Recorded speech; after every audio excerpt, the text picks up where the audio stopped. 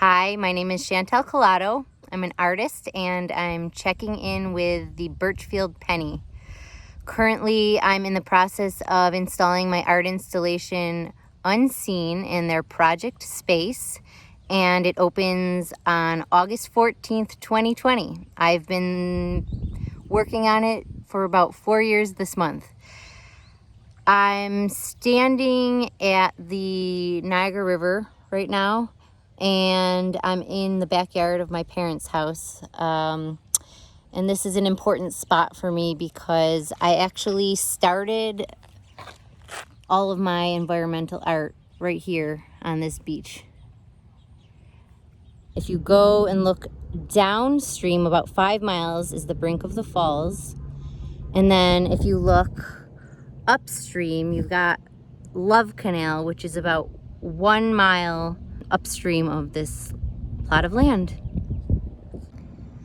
I might be kind of obsessed with Niagara Falls. I have created so many different works now. I did a work at City of Night, I think it was back in 2013, where I had one of the industrial grain silos and I had filled it with actual industrial waste from a factory, and then I had houses on top of it. I've created different series of paintings, and all with the underlying theme of exploring the industrial backdrop that is this city. In 2015, I was working on a series of paintings called Mist. I had taken these photographs of all of the factories lining the Niagara River, so just downstream of where I am here now. I had this moment where I had been driving over the North Grand Island Bridge into Niagara Falls, and I saw the mist of the falls, and I thought, wow, I'm home, it's beautiful. But then I looked back again and I realized the mist was not mist, it was the smoke from the factories, and it drove me nuts. For years I couldn't get that image out of my head. The fact that I, who had grown up here, mistook smoke from the factories for the mist of the falls, like it was just... So I ended up making this series in 2015 of paintings all based on these images and kind of that idea of blurring that landscape, blurring the industrial with the natural. And while I was working on that series of paintings, I was in my garage here on Cuga Island and found out that my eldest brother, Joe, was diagnosed with a cancer called multiple myeloma. And this is the type of cancer that it can be treated, but it can't be cured. And he was 41 at the time. And immediately when I was working on my paintings, I just thought to myself, these paintings are nothing right now. These are so insignificant to the greater things that are happening. And it was then that I realized that all of the different work I had created, I had never focused on the human factor. How have we become affected by what we have done to our environment?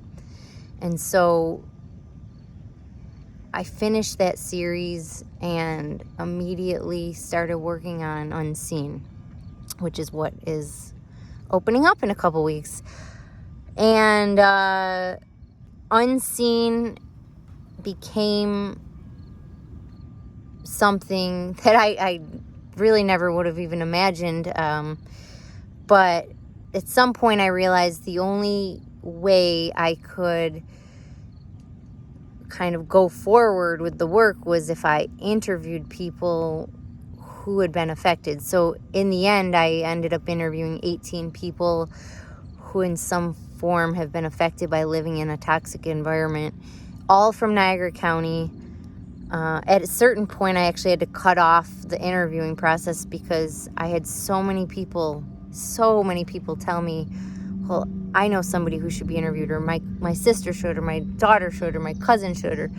It was overwhelming. And that actually spoke to the scale of the problem quite a bit for me. The heart of Unseen is a soundscape of voices. It's going to be in the project space at the Burchfield Penney. So it's a bit of an experimental space. It's pretty awesome. And there's also a sculptural element, so I won't give too much of that away, but the whole thing was very experimental for me and pretty exciting. I'm glad that the unseen voices are finally going to be heard. I hope that you put on your mask and find a quiet Sunday afternoon to come spend 30 minutes and listen to the stories. In the end, Unseen has really grew from me whittling away in my studio alone to growing to something larger than myself and larger than any one person, really.